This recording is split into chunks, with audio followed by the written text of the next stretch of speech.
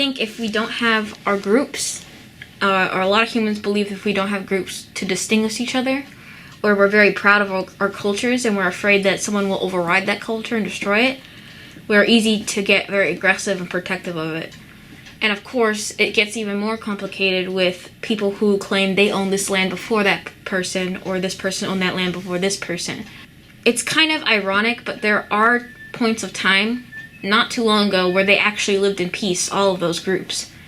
But because of breakdowns either between European countries that domineered these countries for so long, or because there's just been a lot of corruption and a lot of alliances or loyalties to other countries or different types of leaders, I just simply think that humans have always kind of had to headbutt over who's going to own this, who's not going to own this. Well, personally, I feel that there will be no straight answer to who's right, who's wrong, because these are things that maybe both sides have committed wrongs, or maybe both sides have committed rights, and the fact of the matter is people of both of those countries call that place home, regardless of who is the majority and who is the minority.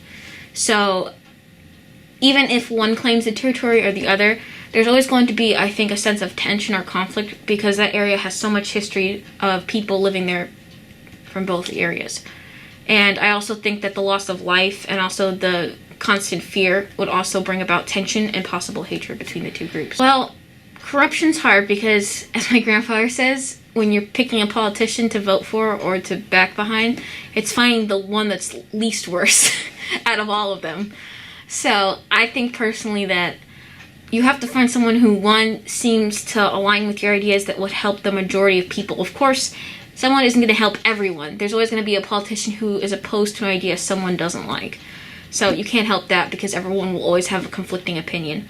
The corruption in political spheres of these two countries, when it comes down to it, I think some of it is not only just about land and culture, I think some of it's about money and power. And it's unfortunate because these many wars today are fought over oil, money, power, land, all that stuff. Mines, Africa, all that things. So it's unfortunate because a lot of people, a lot of children and elderly people get caught in the crossfire, but these things happen because wars have switched more from just causes or taking land by force like medieval times to more so who has the most thing that can make us rich. Well, as someone who grew up with those violent video games myself, I can say it's kind of scary, you know? Because these are things we used as illusions of science fiction that we were used to having only in the game, and now they're real. And I think for me is the fact that war is so popular for humans, unfortunately, and it's so tactless, but we keep finding new inventions for it. So I definitely think it's getting a lot more dangerous. Of course, as a person from Gen Z, you can't not think about when it comes to war, like nuclear warheads and the apocalypse and things, because when I was a kid, I didn't really understand the concept of how many nations had those dangerous weapons that could eradicate life so quickly at just a press of a button. And I just thought that was in the movie, so it's obviously something I'm concerned of right now, because as humans get more technologically advanced, so do everything else that they use gets more deadly. They were using drones to drop grenades on groups of people, and they only needed an iPad to tell the drone where to go and drop it. And it's interesting because it shows how crazy humans can get when it comes to their technology and the ideas that they can bring from that. But at the same time, it makes killing people almost like a video game. It makes it much less dehumanizing. It's like I press this button and I see them die, but they're not really dying in front of me. So it's definitely scary. Obviously, the usage of missiles is something that I think is just as bad as the cluster grenades because, again, it's like a faraway thing. It's like dropping a mortar shell on someone. You're doing it from far away. You're going to hit someone. You want to hit someone because that's your goal. But you don't actually get to see it. So it kind of doesn't have to rest easy on your conscience at night. You can sleep well at night knowing that you don't know if it killed someone or not. And to me, that's really just horrifying. But I think that a war, most wars today are like that. They just throw missiles at each other or throw bombs or Molotovs over a wall, and they just stay like that. They don't actually meet in the field and have large numbers of bloodshed. But it still has a really bad toll on the population as a whole.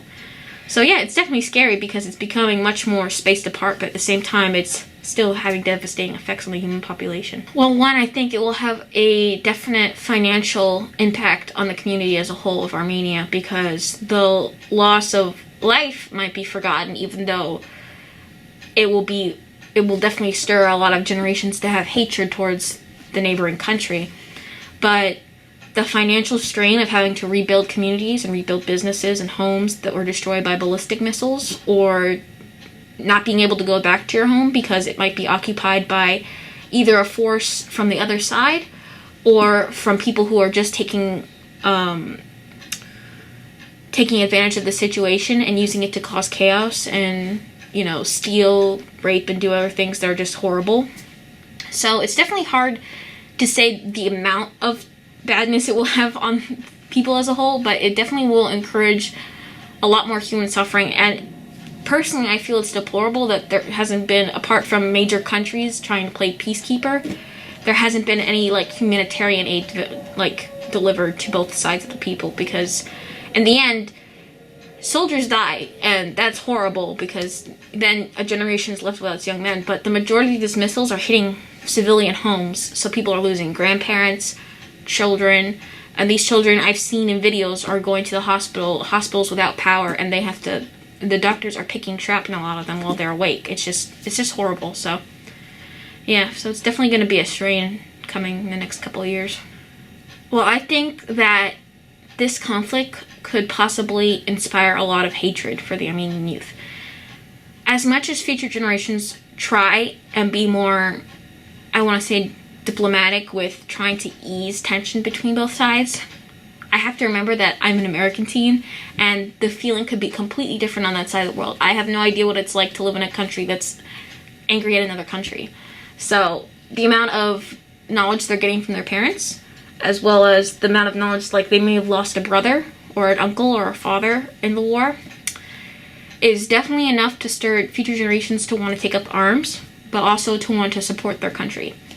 So I think that probably the ceasefire itself will inspire a lot of nationalistic feeling of outrage, and definitely inspire a lot of Armenian youth to be very upset and want to continue fighting to prove themselves. I think personally that, one, from the U.S. point of view, the reason why it doesn't have a lot of coverage and a lot of people aren't talking about unless they're from those parts of the countries is because there's no U.S. interceding into that. There's no weapons from the U.S. or there's no support from either side, which is good because that means then that we provoke hostilities between the two sides, which no one wants to do because the U.S. has already provoked hostilities. So that's one thing.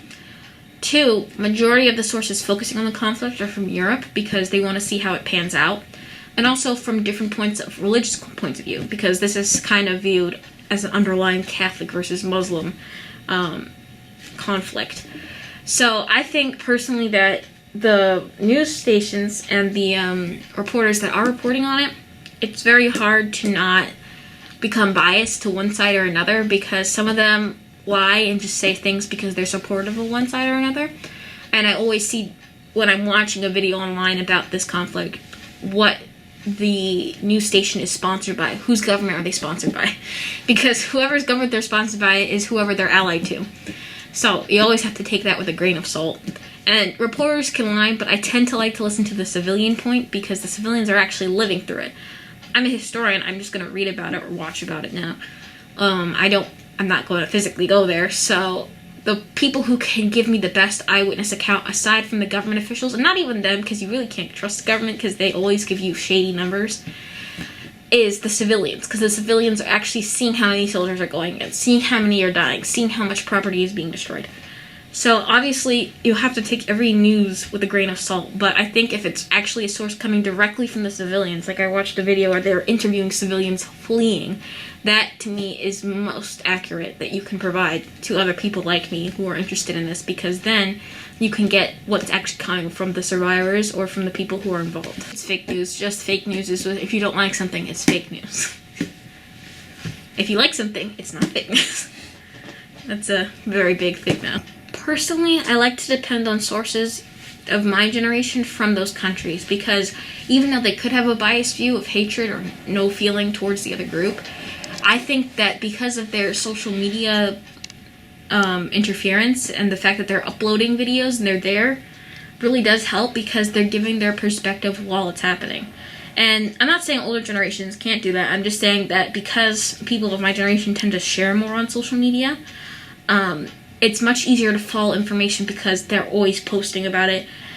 I think that if you actually offer to the young people of that area or of the conflict something to record with or something to broadcast what's happening and then relay it back, then it would just basically be easier to take down all that information. I think that if you could exchange tension and hatred, obviously at this point a lot of people are calling this a religious difference, but what they fail to realize is that both Catholic and Muslim groups, whether you're Orthodox or not, have quite a lot in common. You know, they do have a lot in the sense of what they don't like and what they do like. And I feel like that could be the starting ground for the older generations. The younger generations, young people are taught hatred, you know? Kids don't just think of, oh, this is my enemy. They're taught that, they see that, they experience that. That is how they learn and form their worldview on how they're going to interact with that other group. And that's happened with the Sunnis and the Shias in the Muslim religion. They hate each other, they get along with each other, they maybe are a little afraid of each other. So obviously that can be seen with all types of different groups. I think that breaking down that boundary, maybe integrating the kids, or maybe just introducing them to both cultures, so they've kind of formed like a new generation that's multicultural, that understands both cultures and appreciates that. I think that would be the best way to provide a long line of stability.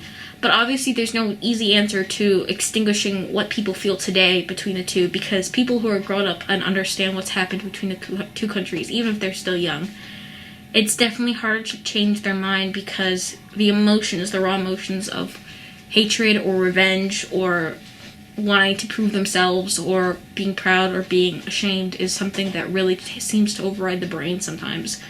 And I think that would have to it would take a lot of, I think first would be a lot of separation between the two. Like maybe if they just separated and didn't interact with each other for a while, maybe that would help. Kind of like pulling two toddlers to the side.